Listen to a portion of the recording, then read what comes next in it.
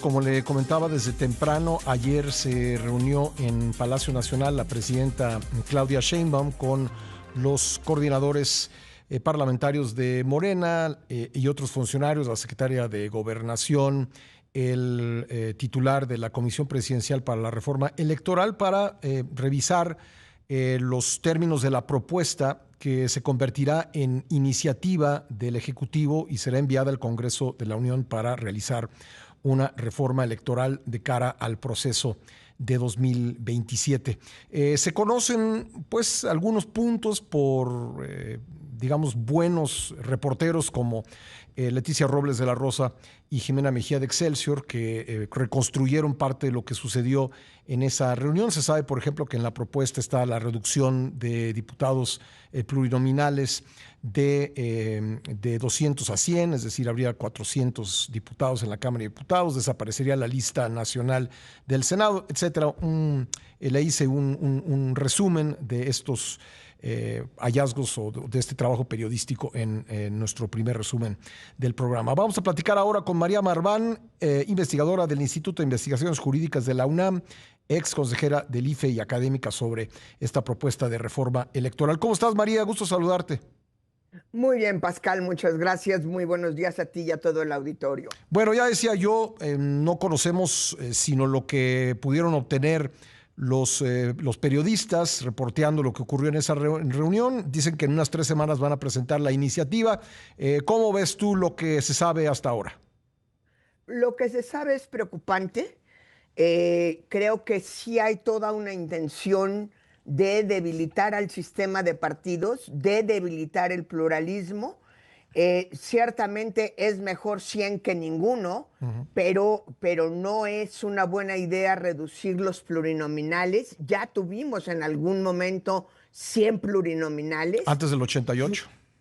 Antes del 88, Sí. antes del 88. En 85, ¿no? Fue que se aumentaron Exacto. a 200. La razón por la que se aumentaron a 200 fue para que todos los partidos pudieran entrar a los plurinominales. Supongo que ahora no vamos a regresar al esquema de 77, donde los 100 plurinominales eran exclusivamente para las oposiciones.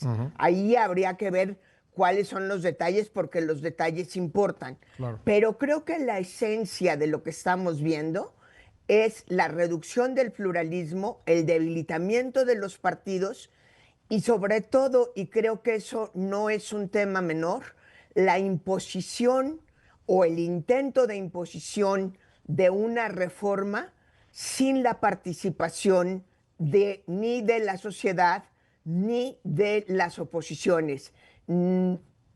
Es difícil creer que realmente se tomaron en cuenta todas las personas que fueron a participar a los foros que organizó la presidencia, porque finalmente nos han reiterado todo el tiempo que esta es una comisión presidencial que impone y que impuso solamente a personas afines a Morena, de Morena, seleccionadas por la presidenta, y sí es muy preocupante. Volvemos otra vez a la discusión que nunca la han dejado de disminuir el financiamiento a los partidos.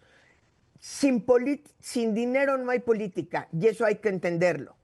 La manera de controlar el dinero en la política es con el financiamiento público. Ya tenemos un problema que lo hemos experimentado y se ha documentado ampliamente, de recursos ilegales que entran a la política. No solamente recursos delincuenciales, también hay que reconocer que el dinero de los gobiernos que entra a la política es también ilegal, porque justamente para eso es el financiamiento a los partidos, para que los gobiernos no financien a los partidos políticos, a las campañas, y no les den por debajo del agua facilidades, camiones, locales, conciertos, etcétera, etcétera. Hasta estadios les han regalado para los cierres de campañas. Entonces, creo que sí estamos frente a lo que esperábamos. Ya tuvimos un plan A que fracasó, un plan B que fracasó, un plan C que fue ampliamente criticado, que no llegó a votarse, y ahora nos presentarán un plan D, pero lo que vemos es que en esencia es lo mismo. Me preocupa mucho cómo va a quedar el proceso de selección de los candidatos, perdón, de los consejeros. Espero que sea selección y no que sea elección popular. Y me preocupa mucho el manejo de la elección del 27. De lo que sabemos, parece ser que va a estar Sheinbaum en la boleta. Vamos a tener elección judicial que el INE ya dijo, por favor reflexionen, no hay manera de organizar la elección, dos elecciones tan disímbolas, con reglas diferentes, con geografía electoral diferente en una sola fecha. Por favor reflexionen y sepárenla, y no parece que haya ganas de poner atención a esto. Eh, yo creo que sí hay una apuesta de colapsar lo que en algún momento fue reconocido no solamente por los mexicanos, sino en general en los sistemas electorales del mundo como un muy buen sistema electoral. La Comisión de Venecia le hacía una crítica al sistema electoral mexicano y era la complejidad de sus reglas. Bueno, eso realmente era de niños de pecho, Sí. conforme a lo que vamos a ver si vamos a querer juntar la elección judicial, las elecciones locales y las elecciones Y estatales la y la revocación de revocación de mandato. mandato. Pues sí, María, tengo que hacer aquí una pausa comercial obligada. ¿Me puedes esperar un momento y seguimos platicando? Conversando con María Marván sobre la propuesta de reforma electoral que se presentó ayer en Palacio Nacional.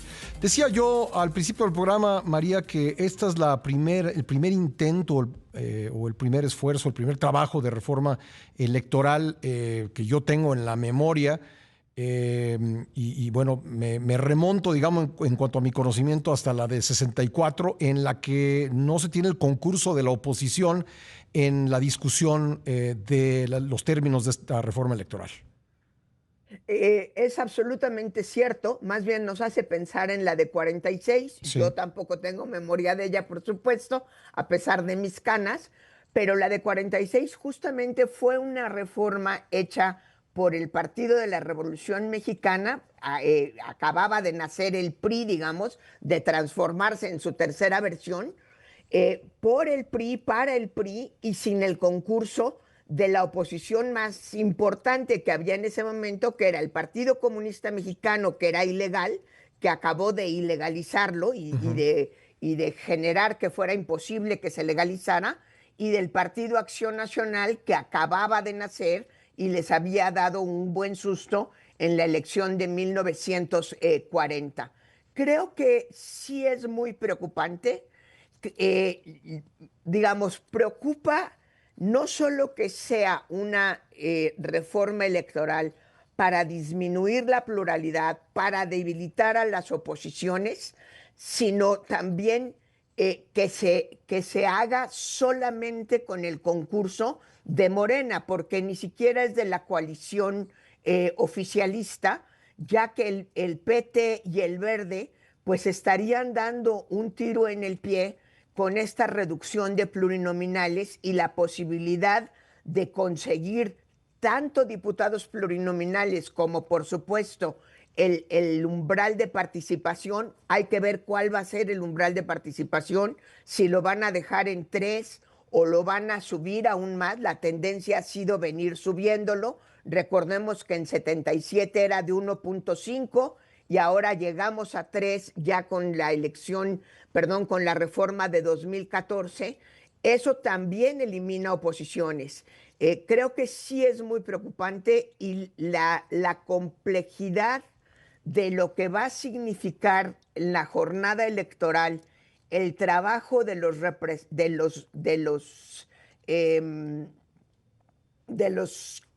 funcionarios de casilla, va a ser mayúscula, porque, insisto, van a tener que aplicar unas reglas para la elección representativa que siempre hemos tenido, otras reglas diferentes. El tribunal y el INE, pues no sé cómo van a sacar cuentas de unas y de otras, no sé cómo van a evitar que los partidos políticos hagan propaganda en favor o en contra de los candidatos a la elección judicial. Eso está prohibido. A lo mejor quitarán la prohibición. Ahí están los borradores que circularon, María. ¿Ya quitaron esa prohibición? No, digo, ahí está. Digo, el temor surge por esos borradores, por esos acordeones, perdón, que circularon antes de la elección judicial. Sí, estoy leyendo en la noticia de tu compañera Leti Robles, que dicho sea de paso, hay que felicitarla porque es una excelente reportera de todo lo que tiene que ver con lo electoral y el Congreso, que vamos a votar en una boleta diferente por los plurinominales. Eso en principio no está mal, pero significa para los funcionarios de casilla que van a tener otra elección más que contar. Sí. En realidad, hasta el 24 votábamos solamente por los de mayoría relativa. Y atrás venía la lista, ¿no? En la boleta. Y atrás venía la lista y después se hacían las cuentas. Sí. Pero ahora no va a ser así. Entonces, todavía se complica más. La pregunta de verdad es si esperan que la gente vaya entusiasta a contar votos con estas condiciones que van a estar acabando entre 5, 8 y 10 de la mañana del día siguiente. Sí. De verdad, le estamos apostando a que haya casillas abandonadas. Lo que más me sorprende de esto es que Pablo Gómez es un experto de la mesa del IFE, es un experto como diputado de representación proporcional, ha vivido de eso los últimos 40 años y ahora parece ser que no aprendió nada o que justamente por lo que aprendió sabe cómo reventar un proceso electoral. Bueno, María, me quedan un par de minutos y no quiero dejar fuera el tema de la revocación de mandato, que podría estar, hay que esperar la iniciativa formal, podría estar pues en la boleta el mismo día de la elección intermedia. ¿Qué opinión te merece esto? Me parecen dos malas ideas. La revocación de mandato creo que en sí misma es una mala idea. Veamos en América Latina lo que ha generado la revocación de mandato. Y me parece peor idea que esté en la misma boleta, porque en realidad no estamos haciendo una revocación de mandato en términos estrictos, estamos haciendo una ratificación de mandato de la mayoría morenista para reempoderarse de cara al 30. No es cierto que es empoderar a la ciudadanía, que es diferente que al pueblo en términos semánticos, o por lo menos como se ha manejado, porque hoy lo que quiere Morena es pueblo, no ciudadanía, y sí es diferente. No es cierto que es empoderar a la ciudadanía para calificar el desempeño de quien está a la cabeza del Poder Ejecutivo. Es una treta propagandística, primer lugar, para darle manga ancha, como si no la tuviera ya y no la hubiera tenido López Obrador, para meterse de lleno a las campañas electorales. Una revocación de mandato es a solicitud de la ciudadanía. Si se va a hacer en la misma elección, ni siquiera va a ser serio el ejercicio de las personas que pidan esa revocación de mandato. Ya lo vimos en la simulación de revocación o en la real ratificación de mandato, que fue todo una manipulación de Morena. Creo que tampoco es buena idea y mucho menos juntarlo con la elección del 2027. Bueno, pues vamos a esperar la iniciativa y seguro habrá oportunidad, ojalá la tengamos, de platicarlo contigo para ya entrar en el detalle de lo que formalmente se esté planteando. Muchas gracias, María, te mando un abrazo y feliz año. Muchas gracias, Pascal. Habrá que estudiarla con cuidado. Gracias, María. María Marván, investigadora del Instituto de Investigaciones Jurídicas de la UNAM, ex consejera del IFE y académica. Son las